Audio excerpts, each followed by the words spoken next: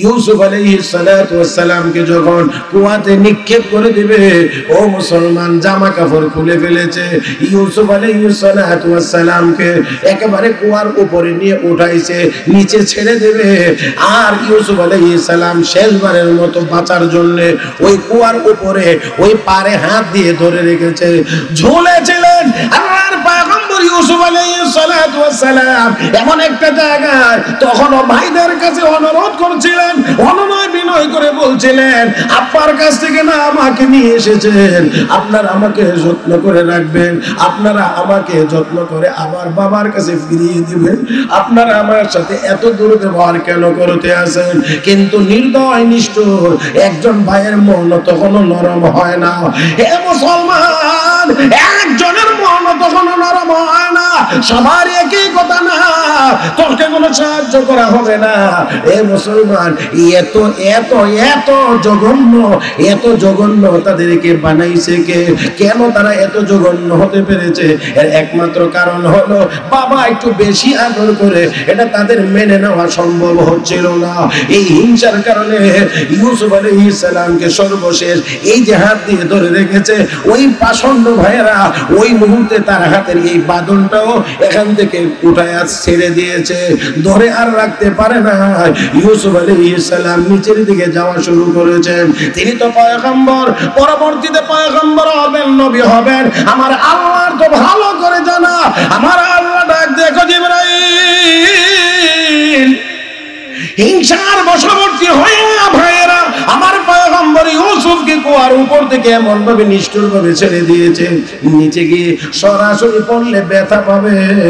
জিবরাইল যাও, তুমি যাও, আমার ইউসুফ কুয়ার তলায় যাওয়ার আগে আগে তুমি জিবরাইল কুয়ার ভিতরে প্রবেশ করে আমার ইউসুফকে তোমার হাতের উপরে বসায়া দাও। সাইয়েদনা হযরত ইউসুফ আলাইহিস সালাতু ওয়াস সালাম বাবার প্রিয় ছিলেন, হযরত ইয়াকুব আলাইহিস সালাতু ওয়াস সালামের খুব প্রিয় ছিলেন। সবাই এই রকম কথা আমরা জানি, তারপর আমি একটু খেয়াল করে শুনবার অনুরোধ করব। ইয়াকুব আলাইহিস সালাতু ওয়াস সালামের দুই স্ত্রীর গর্ভ থেকে 12 জন সন্তান ছিল। 12 জন, দুই স্ত্রীর গর্ভ থেকে 12 জন। এই 12 জনের মধ্যে ইউসুফ আলাইহিস সালাম এবং বিনিয়ামিন, এই দুইজন একই বাবা একই মায়ের সন্তান। আর বাকি যে 10 জন তারা একই বাবার কিন্তু ভিন্ন মায়ের সন্তান। তো এখানে ভিন্ন মায়ের সন্তান, এখানে একটু জিনিস লক্ষ্য করতে হবে। মা যদি 2 জন হয়, বাপ যদি 1 জন হয়, তাহলে এই সন্তানদের মধ্যে একটু হিংসা বিদ্বেষের পরিমাণ বেশি থাকে। আল্লাহ, বুঝাইতে পারছি না? হ্যাঁ, বাবা এক কিন্তু মা ভিন্ন। দেখা যায় সৎ ভাই যাকে আমরা বলি আর কি সহজে, এই যুদ্ধের মধ্যে হিংসার পরিমাণ একটু বেশি থাকে। আবার পক্ষান্তরে দেখা যায় বাপ যদি 2 জন হয়, মা যদি 1 হয়, 2 বাবার পক্ষ থেকে একই মায়ের ঔরসে সন্তান জন্ম নিলে এদের মধ্যে আবার হিংসার পরিমাণ একটু কম থাকে। ইউসুফ আলাইহিস সালাতু ওয়াস সালাম বাবার বড় আদরের। এখানে একটু কথা আছে, কারণ ইয়াকুব আলাইহিস সালাম নবী আর ইউসুফ আলাইহিস সালাম হবেন পরবর্তীতে নবী। তো নবীর চোখে আরেক নবীর চেহারা দেখে বুঝতে পারছেন যে এই ছেলেও ভবিষ্যতে গিয়ে অনেক কিছু হবে। এই জন্য বাবা তার প্রতি মনের টান, মনের আকর্ষণ একটু বেশি। এখানে আমাদের একটু খেয়াল রাখতে হবে, একটা হলো ইনসাফের মধ্যে, মানে বন্টনের মধ্যে কাউকে কম বেশি দিয়ে দেওয়া। আমার কথাটা বুঝছেন আপনারা? বন্টনের মধ্যে কাউকে কম বেশি দিয়ে দেওয়া, আর একটা হলো মনের টান কারো প্রতি বেশি হওয়া। দুইটা কিন্তু এক না। কথা বুঝছেন না মনে হয় আপনারা? দিয়ে দেওয়ার ক্ষেত্রে সমান সমান, কিন্তু মনের টান। এই জন্য নবীর, আমার আপনার নবী, নবীর স্ত্রীদের ঘরে এক একজনের ঘরে এক এক রাত করে নবী থাকতেন, এক এক স্ত্রীর সাথে বন্টন করে দেওয়া ছিল, সবাইকে সমানভাবে বন্টন করে দেওয়া ছিল। তারপরেও আল্লাহর নবী আল্লাহর কাছে দোয়া করেছেন, হে আল্লাহ, আল্লাহুম্মা ইন্নী কাসসামতু ফীমা আমলিকু ফালা তাখুযনি ফীমা তামলিকু ওয়ালা আমলিক। আল্লাহ, আমি যেটার মালিক ছিলাম সমানভাবে বন্টন করে দেওয়ার, আমি সবাইকে দিয়ে দিছি সমান করে বন্টন, কিন্তু আমার মন যে আয়েশার দিকে একটু বেশি দৌড় মারে, আল্লাহ এটার জন্য কিন্তু তুমি আমার দৌড়। কথা বুঝছেন না? যেটা একটু মনের বিষয়টা এখানে একটু ভিন্ন। এই জন্য বলছি বন্টনের ক্ষেত্রে সমান, কিন্তু মনের টান ওই দিকে। তো ইয়াকুব আলাইহিস সালাম নবী, ইউসুফ আলাইহিস সালামও হবেন নবী। এই জন্য এমন না যে অন্য সন্তানদেরকে তিনি ঠগায়া ওনাকে বেশি দিয়ে দিয়েছেন, বিষয়টা এমন না। নবী হওয়ার কারণে নবীওয়ালা চোখ দিয়ে আরেক নবীর চেহারা দেখছেন, বুঝতেই পারতেছেন যে এই ছেলেটাও আল্লাহ রাখলে বড় হবে এবং সেও নবী হবে। এই জন্য মনের টান ইউসুফ আলাইহিস সালামের দিকে একটু বেশি। মুহতারাম হাজিরিন, এই মনের টান বেশি হয়ে যাওয়া এটা আসলে দোষ না, কিন্তু হযরত ইয়াকুব আলাইহিস সালাতু ওয়াস সালামের 12 আরো যে 10 জন ছেলেরা আছে বিষয়টা অনুধাবন করতে পেরেছেন, উপলব্ধি করতে পেরেছেন।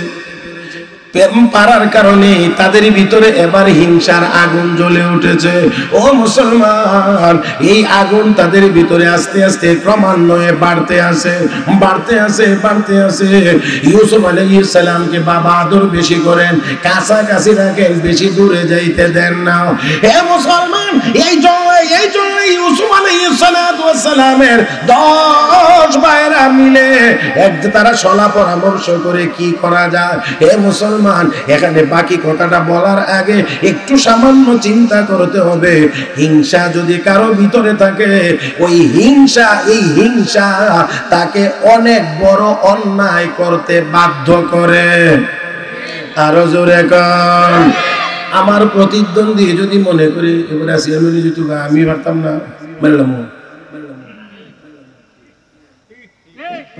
এমন ঘটনা মনে জীবন আর কোনোদিন শুনছেন না। হ্যাঁ, এইরকম হয় অনেক জায়গাতে, অনেক কিছু। আল্লাহ সব পত্র পত্রিকা খুললে পাওয়া যায় পথের কাটা সরাইয়া দিছে। হ্যাঁ, এটা এই কারণে, এটা হলো এই রোগ। আল্লাহ এটা যে মানে কেমনে বলতাম, বহিঃপ্রকাশ কত জায়গায় জায়গায় হয়, এটা নিজেরা খেয়াল করে করে একটু বের করে নিন। মুহতারাম হাজরিন, তো মানুষ যদি হিংসুক হয়, হিংসা যদি তার ভিতরে থাকে, তাহলে শয়তান এটাকে ভর করে তাকে দিয়ে এমন জঘন্য কাজ করা, যেই জঘন্য কাজের কারণে শেষ পর্যন্ত তাকে খেসারত দিতে হয়, মাসের পর মাস, বছরের পর বছর, এমনকি কাউকে জীবন দিয়ে তার খেসারত দিতে হয়। এই কারণে দেখেন ইউসুফ আলাইহিস সালামের ভাইয়েরা এখন খালি বয়ে বয়ে কয়, আমরা 10 ভাই, সংসারের সব কাজ কাম আমরা করি, আমরা শক্তিশালী, এরা ছোট, আর বাবা শুধুমাত্র খালি এরই বেশি মহব্বত করে। ইয ক্বালু লা ইউসুফু ওয়া আখুহু আহাব্বু ইলা আবিনা মিন্না ওয়া নাহনু উসমা ইন্না আবানা লাফি যালালিম মুবিন। আর একটু জোরে কোন আল্লাহু আকবারটাকে আর একটু জোরে বলা যায় না? إذ قالوا ليوسف وأخوه أحب إلى أبينا منا ونحن عصبة إن أبانا لفي ضلال مبين।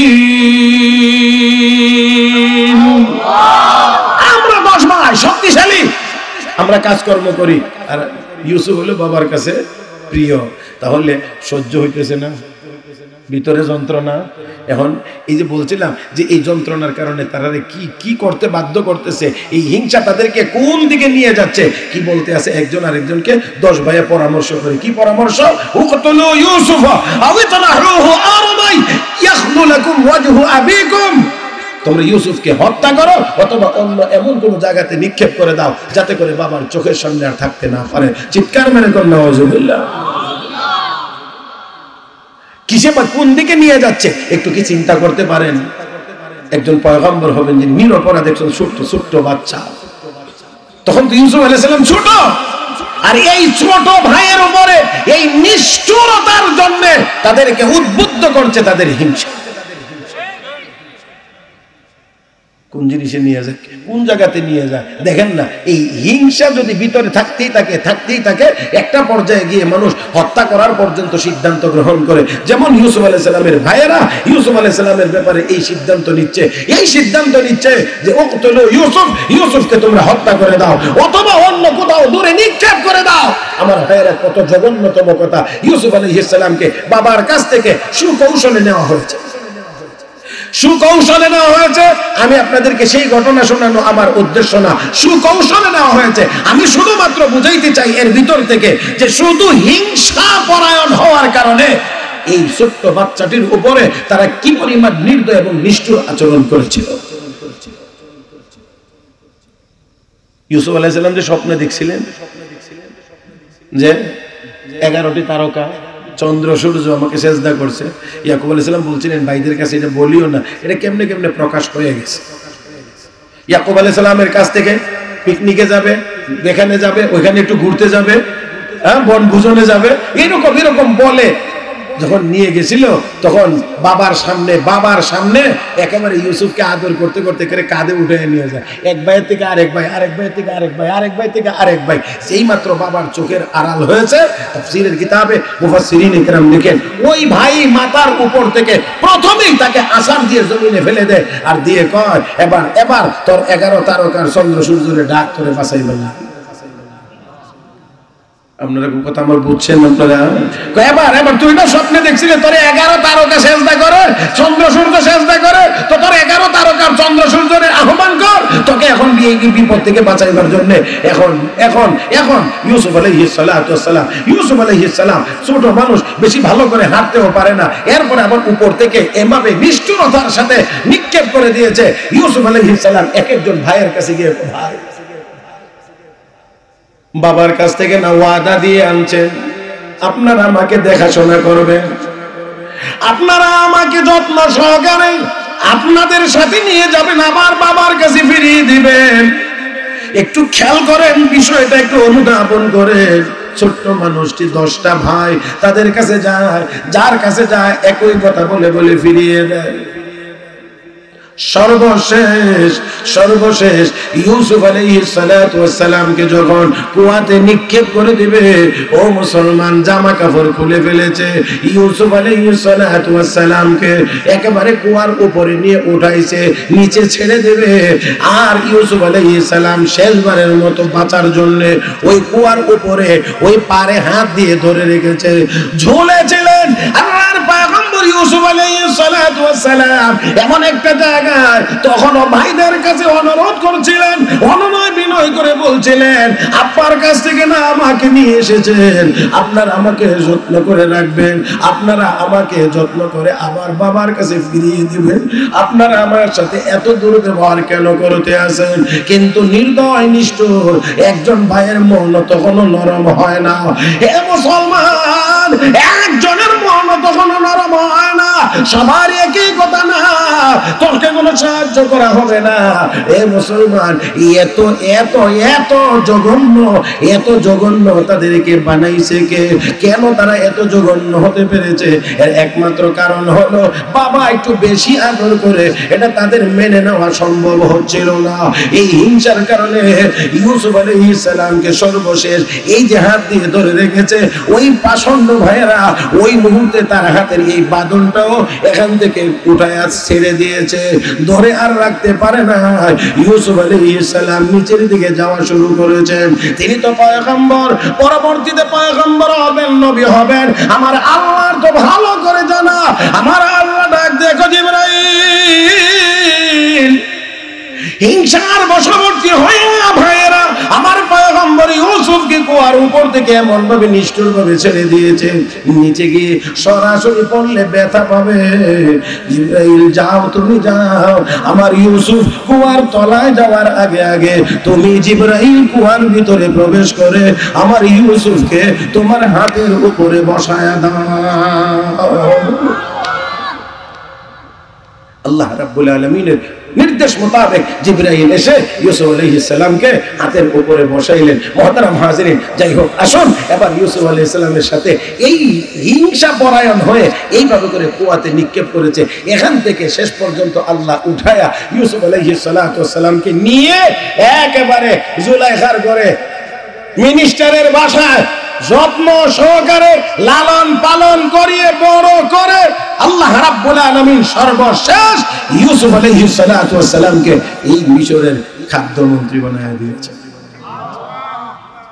আল্লাহু আকবার। এখন যখন মন্ত্রী হয়েছে, এই কথা তো সবারই জানা, সেই ইউসুফ আলাইহিস সালাম মন্ত্রী, এখন ইয়াকুব আলাইহিস সালামের ছেলেরা যেখানে সেই জায়গাতে অভাব অনটন দুর্ভিক্ষ, এখন কিছু রিলিফের গম আনার জন্য যাইতে হবে ওইখানে।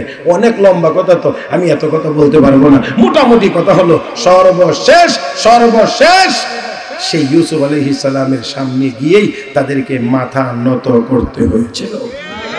জোরে কোন ঠিক কিনা? এই জন্য এমন সিদ্ধান্ত নেওয়া অনেক বড় কথা। শুধু এতটুকু বুঝাইয়া দিলাম আমি, আমার ভাইয়েরা, ইমাম আজম আবু হানিফা রহমাতুল্লাহি আলাইহির সময় ইমাম আবু হানিফাকে নিয়ে যথেষ্ট পরিমাণ হিংসা ছিল। কারণ সবাই খালি ইমাম আবু হানিফা। এবং সমসাময়িক ওই যে মিয়া সাহেব যারা আছে না, আমরা যারা ছোট ছোট মিয়া সাহেব খালি অত বড় খেলে এত বড় খেলে আমরা কি কম বড় নি? কথা বুঝেন নাই? এটা মানে কিছু না, বেশ অনেক জোরালো ছিল। ইমাম আবু হানিফাকে নিয়ে অনেক বেশি হিংসা হয়েছে, সত্যি কিছু মানে অনেকের মাইনা নিতে বড় কষ্টই হইত। এরকম অনেক মানুষ ছিলেন ওই যুগে। কিন্তু আবার দেখা গেছে ঠেকলে ওনার কাছে যাওয়া লাগছে। এরকমই এক মিয়া সাহেব একদিন ঘরের স্ত্রীর সাথে একটু অভিমান করে বলছে, আজকে ফজরের আগে যদি আমি গোসল করি তাহলে তুমি 3 তালাক। আমি কেমনে বুঝাইতাম এটা কোনছেন আপনার, একটু আমার কয়া দিন। আমার তো শ্রোতার দিকে চাইলে সব কথা তো একটু ভেঙ্গেছে বলা যায় না, ঠিক না? আপনারা একটু খেয়াল করে বুঝে নিতে হবে আমার ভাইয়েরা। এখানে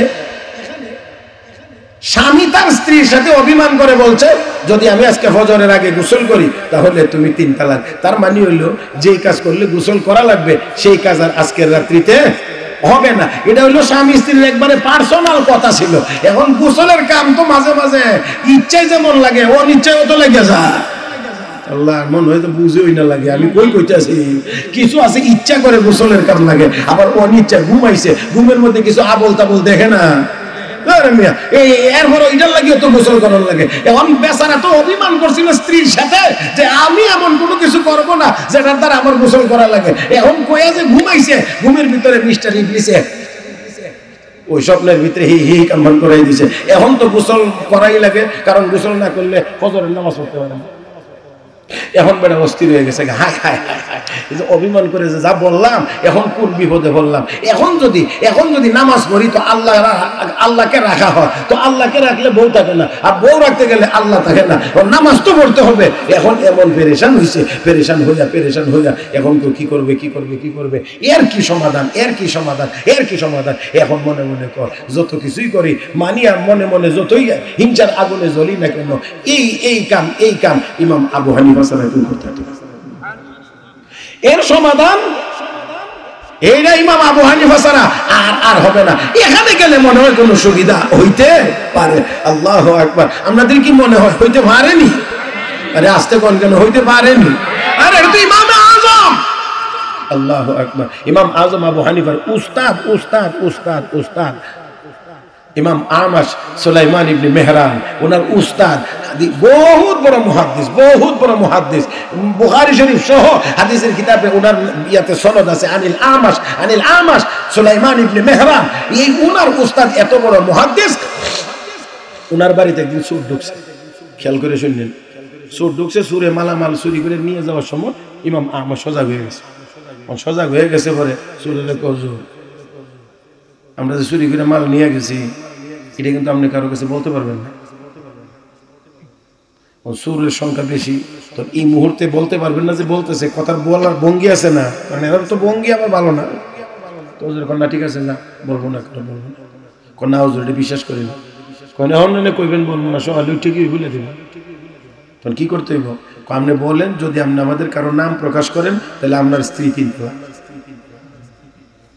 সর্বনাশ, সুরেরা অতি বড় মুফতি।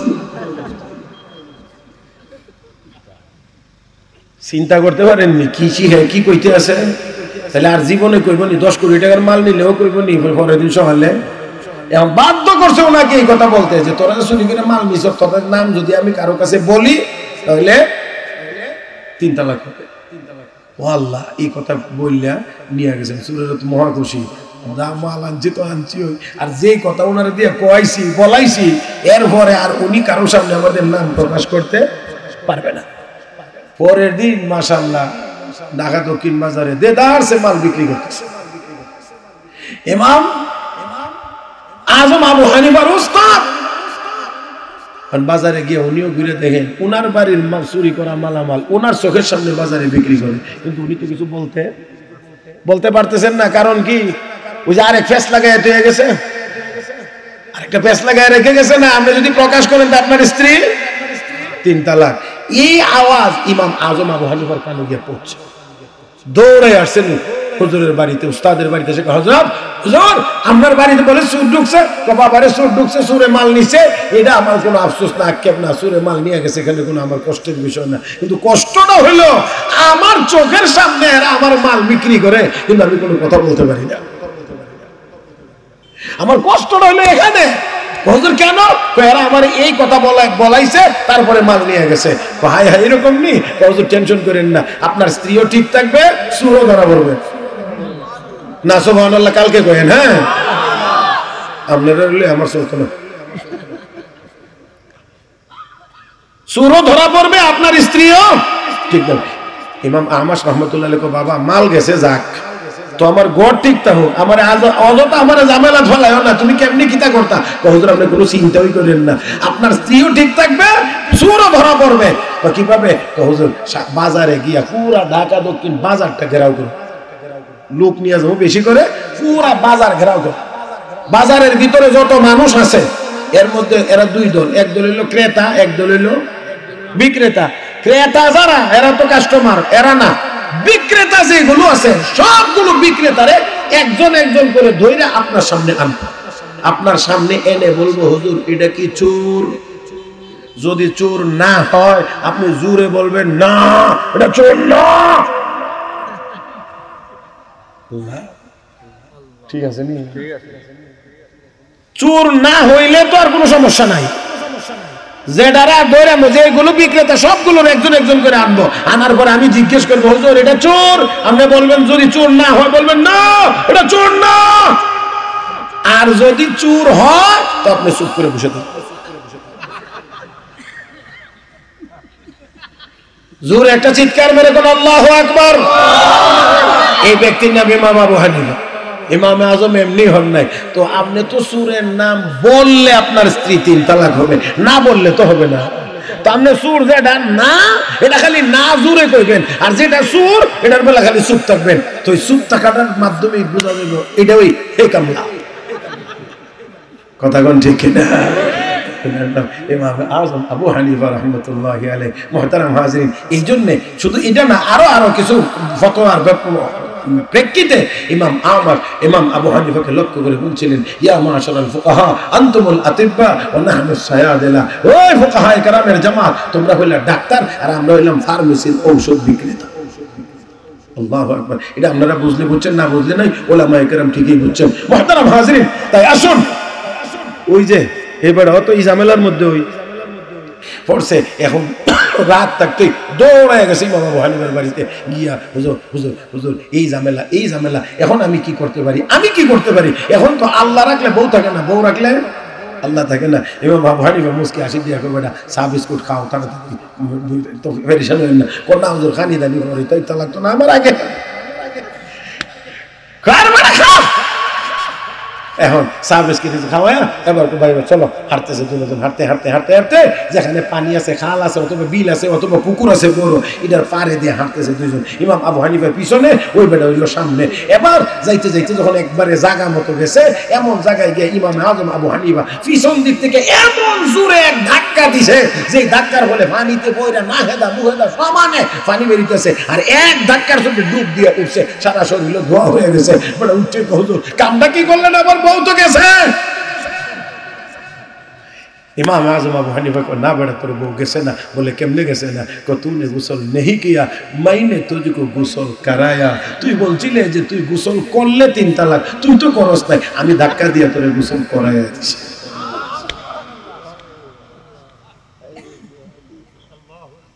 আল্লাহু আকবার। আমার ভাইরা তো দেখেন আর আর আর কই যাইবেন দুনিয়াতে মুহতারাম হাজিরিন। তো এই যে যন্ত্রণা ভিতরে আরেকজনেরটা দিকে যদি আপনার সহ্য না হয়, মনে রাখবেন আপনি পদে পদে বেইজ্জতি হইতে বাধ্য হবেন। কারণ আপনাকে এমন উত্তেজিত করবে এই হিংসা, যে উত্তেজনার বশবর্তী হয়ে আপনি এমন জঘন্য অপরাধ করে বসবেন যে অপরাধের খেসারত আপনাকে সময়ে সময়ে সময়ে সময়ে সময়ে সময়ে আপনাকে দিতে হবে। জোরে কোন ঠিক না মুহতারাম হাজিরিন? সেই জন্য আসুন, ওই যে ইউসুফ আলাইহিস সালামের ভাইয়েরা পয়গম্বরের ছেলে হওয়ার পরেও তারা সিদ্ধান্ত নিয়েছিল কি, যে ইউসুফকে হয়তো হত্যা করো, না হয় অন্য দূরে কোথাও নিক্ষেপ করে দাও। মুহতারাম হাজিরিন, আমার আপনার নবী, আমি যে হাদিস তেলাওয়াত করেছি, হাদিসের ভিতরে আল্লাহ রাসূল সেজন্য বলেছেন, ইয়াকুম ওয়াল হাসাদ ফাইন্নাল হাসাদা ইয়াকুলুল হাসানাত কামা তাকুলুন নারু আল হাতাব। আল্লাহ নবী বলেন, উম্মত ইয়াকুম ওয়াল হাসাদ, হিংসা থেকে সাবধান। কি থেকে বলেন না, কি থেকে? আমার ভাইয়েরা উলামায়ে কেরাম এখানে আছেন, জিজ্ঞেস করেন ইয়াকুম ওয়াল হাসাদ কথাটা কিন্তু স্বাভাবিকভাবে সতর্ক করা না, অত্যন্ত জটিল ভাবে। আমার ভাইয়েরা কেমনে আপনাদেরকে বুঝাইতে পারি? একজন মনে করেন আপনার কোনো পরিচিত জন, একজন মানুষ, বাচ্চা হোক ছোট হোক বড় হোক, যাইতে আছে, খেয়াল করতেছে না সামনে একটা গর্ত আছে, খেয়াল করতেছে না, দেখা যায় যে এভাবে যাচ্ছে, ওই লোকটা এইভাবে হাঁটলে অল্প সময়ের মধ্যেই এই গর্তের মধ্যে গিয়ে পড়ে যাবে, ব্যথা পাবে। আপনি তখন যে তাকে সতর্ক করবেন, এটা আস্তে আস্তে, কথা বলে না, আমার কথাটা বুঝছেন? হাঁটতেছে, একটু পরে গিয়ে গর্তের মধ্যে পড়ে যাবে, ব্যথা পাবে, হাত পা ভাঙবে। আপনি হঠাৎ তাকে দেখছেন, তখন তাকে আপনি বলবেন, এ আব্দুর রহমান, এমনি নি, এভাবে নেই, আপনি বরং শক্ত ভাবে গরম হয়ে বলবেন,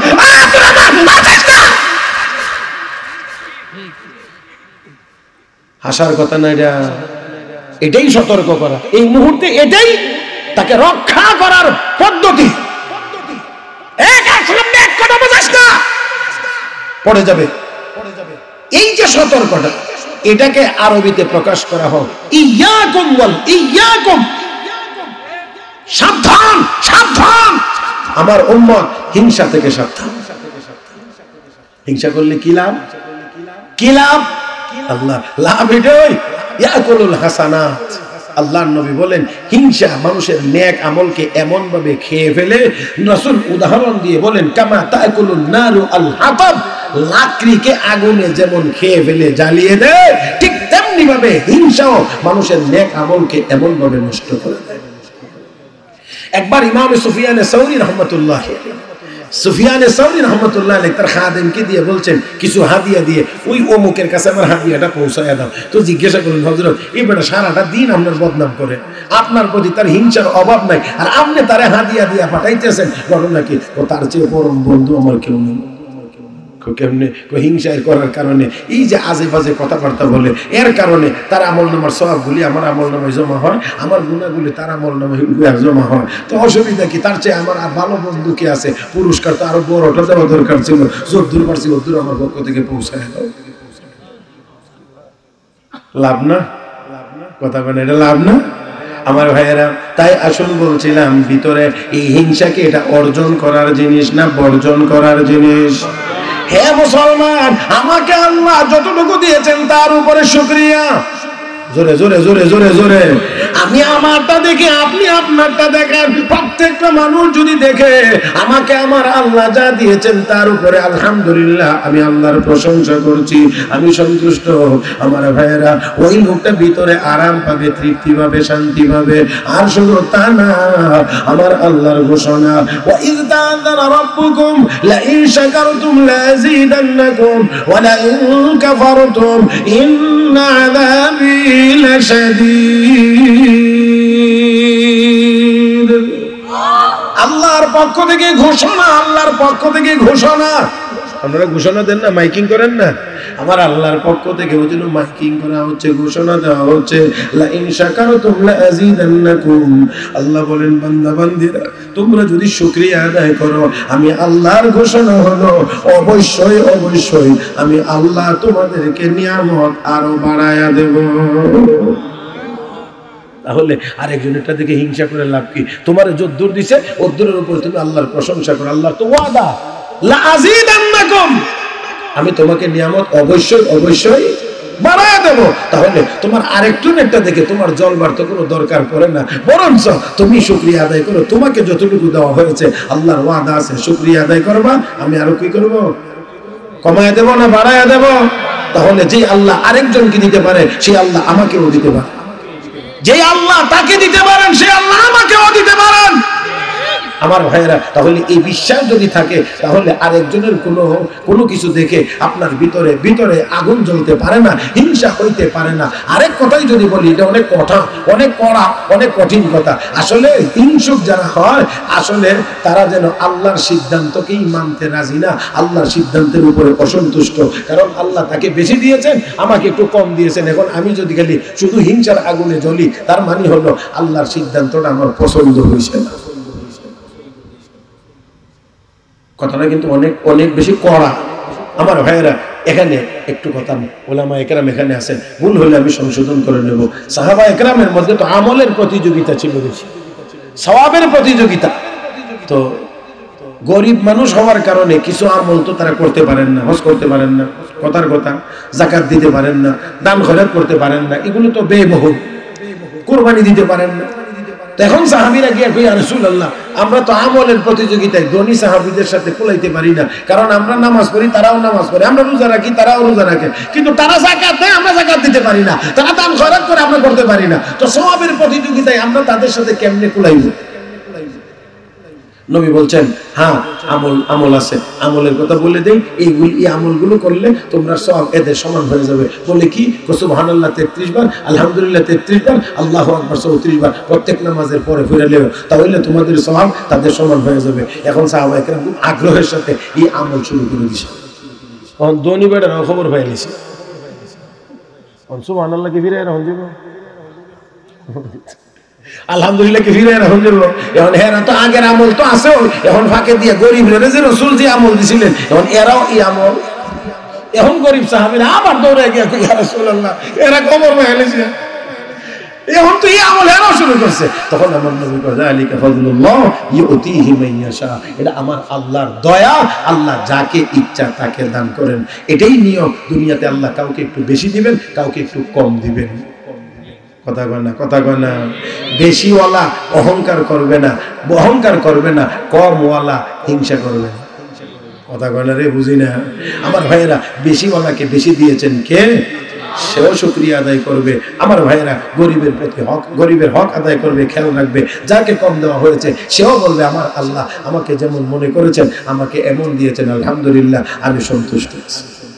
আল্লাহু আকবার, আল্লাহু আকবার। হযরত আলী রাদিয়াল্লাহু তাআলা আনহু কত চমৎকার বলেছেন, রাযিনা কিসমাতাল জাব্বারি ফিনা লানা ইলমুন ওয়া লিল আ'দা'i রা'তুন। এই আল্লাহর বন্টনে আমরা মহা খুশি। আল্লাহ কাফের বেঈমান আমাদের দুশমনদেরকে সম্পদ দিয়ে ব্যস্ত রেখেছেন, আর আমাদেরকে আল্লাহ কোরআনের ইলম দিয়ে ব্যস্ত রেখেছেন। আল্লাহু আকবার, আল্লাহু আকবার। তাহলে আমার ভাইরা, আসুন আমরা এই বদ অভ্যাস আমাদের ভিতর থেকে বের করে দিতে হবে। কি বলেন, ঠিক কিনা? আমি বলছিলাম পুরা তাজকিয়া, পুরা আধ্যাত্মিকতা, পুরা মারিফতের জগৎ থেকে আপনি দুইটা শব্দের ভিতরেই তালাশ করলে পাইবেন। একটার নাম তাহলিয়া আর একটার নাম তাখলিয়া। খালি করে দাও, 10টা বদ অভ্যাস আছে কলবের, এই 10টাকে কলব থেকে বের করে দাও। 10টা গুণ আছে, গুণ দিয়ে কলবকে সাজায়া দাও। যতক্ষণ পর্যন্ত দোষগুলো বের হবে না আর গুণগুলো দিয়ে সাজানো হবে না, ততক্ষণ পর্যন্ত এই কলবে সালিম হবে না। আর আমার আল্লাহ বলেন, ইয়াউমা লা ইয়ানফাউ মালু ওয়ালা বানুন, হাসরের দিন সন্তান সন্ততি সম্পদ কোনো উপকারে আসবে না, ইল্লা মান আতাল্লাহা বিকলবিন সালিম। ওই কলবে সালিম নিয়ে যারা আল্লাহর কাছে হাজির হবে, একমাত্র তারাই নাজাত প্রাপ্ত হবে। তাই আসুন, এটা আমাদের ভিতরের রোগ আমার ভাইরা। তাই আসুন, এই ভিতরের রোগের জন্য বাইরের রোগ সারাইতে হইলে যেমন বাহিরের ডাক্তার লাগে, এই ভিতরের রোগ সারাইতে হইলে ভিতরের ডাক্তার লাগে। আল্লাহ ইহান কইলে আবার আমরা দেশে কেউ এই তো ভেজাল। কেন? কোরআন আছে, হাদিস আছে, কোরআন হাদিস থাকতে আবার আমরা এই ফিসা হুজুরের কাছে কেন যাওয়া লাগবো? ইহানো আবার কেন গিয়া বায়াত হওয়া লাগবো? কেন মুরিদ হওয়া লাগবো? কোরআন হাদিসের মধ্যে তো সবকিছু আছে। কথা বলে না? আচ্ছা, আমিও তো বলি, ডাক্তাররা যেই বই পড়া ডাক্তার হয়, এই বই বাজারে নাই। এই দিকে কয় না, যেই বই ডাক্তার সাহেবেরা পইরা পইরা সারেরা ভরাইয়া ভরাইয়া ডাক্তার বানা, এই বই বাজারে নাই। আপনি পড়তে পারবেন না? ইঞ্জিনিয়ার যে বেটা হয়েছে বেটা এই বইটি পড়তে পারবে না? হ্যাঁ, পাইলট যে হয়েছে এই বইগুলো পড়তে পারবে না? তো ডাক্তার হইতে গুণী কোনো কথা কয় না দেখি। তাহলে বই হইলেই ডাক্তার হওয়া যায় না, বই পড়লেই ইঞ্জিনিয়ার হওয়া যায় না, বই পড়েই পাইলট হওয়া যায় না, শিক্ষকের কাছে যাওয়া লাগে। কথা কয় না, কথা কয় না, ওস্তাদের কাছে যাওয়া লাগে আমার ভাইরা। সেই জন্য কোরআন হাদিসে সবকিছুই আছে। আল্লাহ কোরআন হাদিস এমনি আসমান থেকে জমিনে নাজিল করে দেন নাই, নবীর মাধ্যমে দুনিয়াতে পাঠাইছেন, শিক্ষক দিয়েছেন, কোরআন নাজিল করেছেন, কিতাব আল্লাহ দিয়েছেন, কিতাব পড়াইবার জন্য নবী আল্লাহ দিয়েছেন, শিক্ষক দিয়েছেন। এই জন্য কোরআন হাদিসের থেকেই আপনি নিবেন, বাকিটা উস্তাদের মাধ্যমে নিবেন, না হলে গন্ডগোল বাজবে, না হয় গন্ডগোল বাজবে আমার ভাইরা। এই জন্যে আমি আপনাদেরকে শেষ কথা বলতে চাই, এই যে বেটা পাইলট হয় এ বেটা শিক্ষিত না অশিক্ষিত? ইঞ্জিনিয়ার যে হয় সে শিক্ষিত না অশিক্ষিত? শিক্ষিত। তখন এই পাইলট সাহেবকে যদি কোন ভাই আমার পেট ব্যথা আজকে 2 মাস যাবো, এটার কি চিকিৎসা? হ্যাঁ, কেন করতে পারবো না? বেটা শিক্ষিত না? কোন শিক্ষিত না?